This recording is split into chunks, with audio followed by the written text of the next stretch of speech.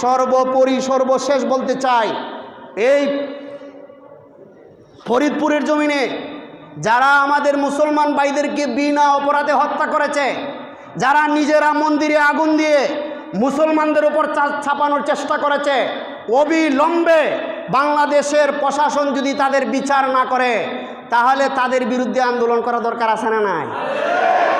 এমন ঈমান নিয়ে আর এমন জীবন নিয়ে বাঁচার কোনো প্রয়োজন নাই যেখানে মুসলমানরা নির্যাতিত হবে আপনি ঈমানদার দাবি করে চুপ করে বসে থাকবেন, এমন ঈমানের কোনো প্রয়োজন।